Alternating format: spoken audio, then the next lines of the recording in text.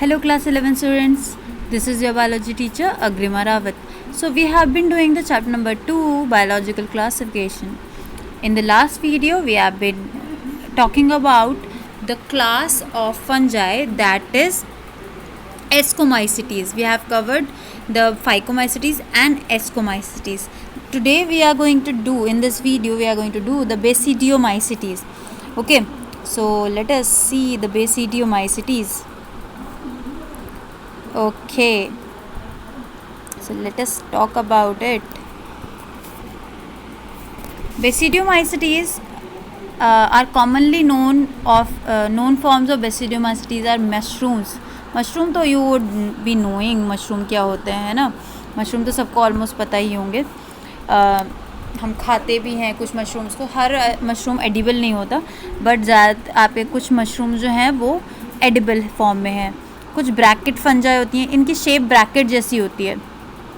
जैसे ब्रैकेट की शेप होती है, लंबे से ऐसे करके होते हैं, ये ऐसे होते हैं इस शेप के, तो इस वजह से इन्हें ब्रैकेट फंजाई के नाम से दिया गया. ठीक है. पफ बॉल्स, अब बॉल्स दे रखा है तो गोल से ऐसे होते हैं ये, इसलिए इन्हें पफ बॉल्स का नाम दिया गया. तो ये कुछ फंजाइज होती हैं जो बेसिडोमाइसिटीज़ के अंडर आती हैं. ओके, कहाँ कहाँ पे मिलते हैं, में कहाँ ग्रो होते हैं आपने देखा होगा. जैसे कि मिट्टी में आपको कभी कभी बारिश के मौसम में बहुत ज़्यादा, जब बारिश का मौसम होता है उस टाइम पे आपको सॉइल में देखने को मिल जाते हैं. लॉग्स में, लॉग मतलब लकड़ी का लट्ठे जो होते हैं उनमें उगते हुए, क्योंकि लकड़ी के लट्ठे में भी नमी होती है और न्यूट्रिएंट्स होते हैं, तो वहाँ पे फंजाई आराम से उग सकती है. ठीक है. ट्री स्टम्प, तो वही लकड़ी का लट्ठा जो होता है, ठीक है, जो आपकी पूरा आपका जो पेड़ जब कट जाता है तो पूरा का पूरा स्टेम जो पड़ी हुई है उसको. ठीक है. तो वहाँ पे कैसे रह रहे हैं ये, एज अ पैरासाइट. ठीक है, पैरासाइट रहते हैं, दूसरे के बॉडी से खाना ले रहे हैं. अच्छा, रस्ट और स्मट. रस्ट और स्मट समझ लेते हैं, यहाँ से एग्जाम्पल से समझ लेते हैं. अभी एग्जाम्पल हमने एगैरिकस से देख लिया है. Agaricus is the scientific name of mushroom. Okay, then ustilago is their smut.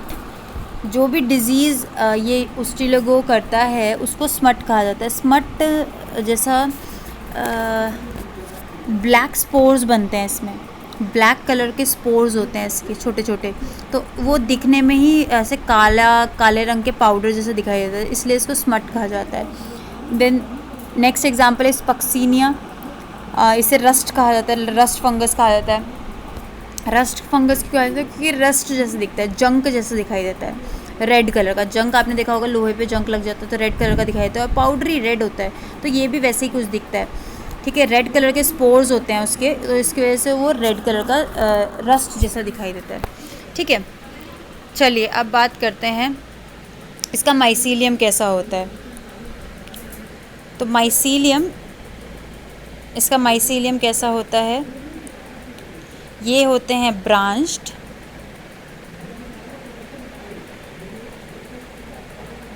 ठीक है. और सेप्टेट होते हैं. ब्रांच बनी हुई है, जैसे कि हमने एस्कोमाइसिटीज़ में देखा था, सेम वैसे ही इसमें भी ब्रांच होती हैं इनकी.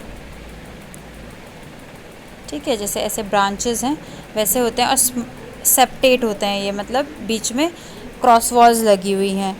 ठीक है. तो कुछ इस तरीके के होते हैं बेसिडियोमाइसिटीज़. इतनी दफ़ा समझ आ गई होगी. तो ब्रांच्ड एंड सेप्टेट. ठीक है. Now we are going to talk about the reproduction. Reproduction is very main and different in Basidiomycetes. अब क्या होता है यहाँ पे एसेक्सुअल रिप्रोडक्शन नहीं देखने को मिलता है. एक्चुअली जो हम स्पोर्स बन रहे थे दूसरे क्लासेस में वो यहाँ पे नहीं होते. ठीक है. बट यहाँ पे वेजिटेटिव रिप्रोडक्शन होता है. किसके थ्रू, फ्रेगमेंटेशन. ठीक है. फ्रेगमेंट्स में टूट जाएंगे और जो टूटे हुए पोर्शंस होंगे वो एक नया ऑर्गेनिज्म दोबारा से बना लेते हैं. ठीक है. अच्छा, इनमें सेक्स ऑर्गन्स नहीं होते. सेक्स ऑर्गन्स मतलब गैमीट्स बनाने वाले अलग से कोई ऑर्गन्स नहीं है. यहाँ पे अलग तरीके से फ्यूजन होता है, उसके बारे में हम पढ़ते हैं. वो कैसे होता है, उसके स्ट्रक्चर्स के नाम सब कुछ समझ आ जाएगा अब आपको. ठीक है. So let us talk about this by this diagram. यहाँ पे मैंने एक डायग्राम बना रखा है आपके लिए. तो हम यहाँ पे स्टार्ट करने वाले स्पोर्स से. इसके जो स्पोर्स बनते हैं, ये 2 स्पोर्स हैं अलग अलग टाइप के, इन्हें बेसिडियो स्पोर्स कहते हैं। ठीक है, क्या कहते हैं? Basidio spore. इसका नाम बेसिडियोमाइसिटीज़ इसलिए ही पड़ा क्योंकि ये इसके जो सेक्शुअल स्पोर्स हैं उनको बेसिडियो स्पोर्स कहते हैं। ठीक है, ये 2 अलग अलग टाइप के स्पोर्स हैं आपके, ये साथ आए और जर्मिनेट करते हैं। आपने जैसे कि कभी चने को भिगा के देखा होगा, भिगा रखा है और उसके बाद उसमें से अंकुर निकलने लगते हैं, जर्मिनेट करने लगते हैं, वो है ना स्प्राउट्स जिसे कहते हैं हम। तो उसमें से एक सीड में से कैसे निकलने लगता है, धागा जैसे ऐसे करके स्ट्रक्चर निकलने लगता है, पेड़, जिससे आप आगे चल के उसी को अगर आपने उगा दिया तो वो एज चने का पेड़ बनने लगेगा। ठीक है, वैसे ही यहाँ पे भी इन स्पोर्स में क्या हुआ, जर्मिनेशन हुआ। ठीक है, तो देख रहे हैं आप नीचे की साइड हाइफी बन गई है यहाँ पे। ये यूनिसेलर हैं। ठीक है, इनमें क्या है, आपके एक एक न्यूक्लियस प्रेजेंट है। बट फिर ये जर्मिनेट करते करते आगे चल के यहाँ देख रहे हैं आप, यहाँ पे देखिए ज़रा, यहाँ पे ये एक दूसरे से मिल गए, ये हाइफी दोनों मिल गए एक दूसरे से। अब मिल तो गए हैं बट इनमें अभी 2 न्यूक्लियस हैं, जर्मिनेट कर रहे थे दोनों अलग अलग। अभी अभी आप देख रहे हैं कि स्पोर्स अलग अलग हैं दोनों, बट फिर आके एक दूसरे से मिल गए। ठीक है, और एक ही पेड़ की तरह उगने लग गए। ठीक है, आके चिपक गए हैं अभी 2। अब एक जो सेप्टेट है उसके अंदर 2 न्यूक्लियस हैं। तो आपके अब बेसिडियोमाइसिटीज़ में जितना भी पार्ट है आपका, वो उसके अंदर आपको अब हाइफी में 2 ही वो दिखाई देंगे न्यूक्लियस। एक सेल के अंदर 2 न्यूक्लियस प्रेजेंट हैं। ठीक है, अच्छा, ये जो आपका ऐसा स्ट्रक्चर है, ये 2 न्यूक्लियस वाले, इसमें से एक बॉल लाइक स्ट्रक्चर बनता है, बल्ब जिसे कहते हैं। ठीक है, एक बल्ब लाइक स्ट्रक्चर ऐसा निकल जाता है इसमें। ठीक है, तो नॉर्मल आपका ये बना हुआ था, इसी में से निकल सकता है। ये अलग से मैंने ऐसे बना के इसलिए दिखाया ताकि आपको समझ आ जाए। इसी में से ये जो आपका 2 न्यूक्लियस डाई कैरियन वाली स्टेज है, ये इसमें आपका ऐसा बल्ब लाइक स्ट्रक्चर बन जाएगा। ठीक है, और ये बल्ब लाइक स्ट्रक्चर फिर धीरे धीरे करके क्या बन जाएगा, आपने ऐसे देखा है फंजाई को, है ना, फंजाई को आपने देख रखा है। तो मशरूम, ठीक है, मशरूम आपने देखे हुए हैं। तो मशरूम का ऐसा स्ट्रक्चर इस बल्ब से क्या बन जाता है, ऐसा कुछ स्ट्रक्चर मशरूम जैसा आपने देखा है वो बन जाता है। इसको कहते हैं हम बेसिडियोकार्प। ये वो स्ट्रक्चर है जिसके अंदर अब सब कुछ होने वाला है, जिसके अंदर ये स्पोर्स जो हमने अभी देखे कि जो फ्यूज़ हो गए, ठीक है, वो आपका जो काम है, ठीक है, वो कहाँ होने वाला है, इस मशरूम की बॉडी के अंदर, और इसको कहते हैं बेसिडियोकार्प। ठीक है, ये जो मशरूम का स्ट्रक्चर है इसी को बेसिडियोकार्प कहते हैं। ठीक है, और दूसरे उसमें पफ बॉल्स जो हैं उनके स्ट्रक्चर के अंदर होता है, ब्रैकेट वाले उसके अंदर ब्रैकेट वाले फॉर्म में होता होगा। ये हमने एक एग्जांपल मशरूम का लेके कर रहे हैं। तो यहाँ पे बल्ब लाइक शेप बनने के बाद ये मशरूम की ऐसी कुछ स्ट्रक्चर बन गया। तो नीचे की साइड आपका, नीचे की साइड अभी वही था, ठीक है, जो आपने अभी देखा था कि 2 न्यूक्लियस वाला आपका ये पड़ा हुआ है, वैसे ही था, उसमें से आपका ये निकल गया मशरूम। ठीक है, तो हमें जो ऊपर दिखाई देता है फंजाई का पार्ट, ये मशरूम वाला पार्ट हमने तो ज़्यादातर यही देख रखा है आसपास अपने, है ना, कुछ ऐसा बन गया।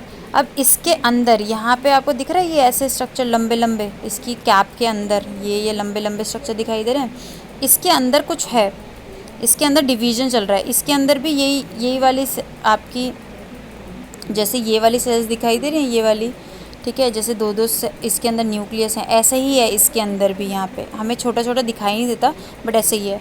उसके अंदर से फिर से एक बल्ब फॉर्मेशन होगी जिसके अंदर 2 न्यूक्लियस हैं, ये वाली स्ट्रक्चर, ऐसी फॉर्मेशन इसके अंदर हो रही है ये सब। ठीक है, हम बड़ा करके ऐसे देख रहे हैं कि ऐसे करके बल्ब जैसे स्ट्रक्चर बने लगेगा। इसको हम कहेंगे बेसिडियम। इस स्ट्रक्चर को, ये जो बेसिडियोकार्प के अंदर ये छोटे छोटे स्ट्रक्चर जो बनेंगे गोल गोल से, इन्हें क्या कहेंगे हम, बेसिडियम। अब सारा जो हमने सेक्सुअल साइकिल पढ़ी थी वो यहाँ पे होनी है। ठीक है, प्लाज्मोगैमी तो पहले ही होगी थी, यहाँ पे आपने देखा था, यहाँ पे प्लाज्मोगैमी हो गई थी, है ना, मिल गए थे ना यहाँ पे। यहाँ पे आपका जो साइटोप्लाज्म है, प्रोटोप्लाज्म है, वो तो मिल गया।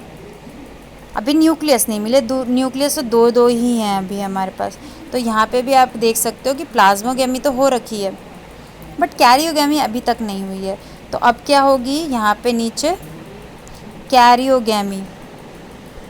ठीक है, कैरियोगैमी होगी आपकी। तो न्यूक्लियस 1 हो गया, अब दिख रहा है, न्यूक्लियस 1 हो गया। अब इस स्ट्रक्चर के अंदर क्या होगा, यहाँ पे हो गई कैरियोगैमी, ठीक है, कैरियोगैमी हो गई यहाँ पे।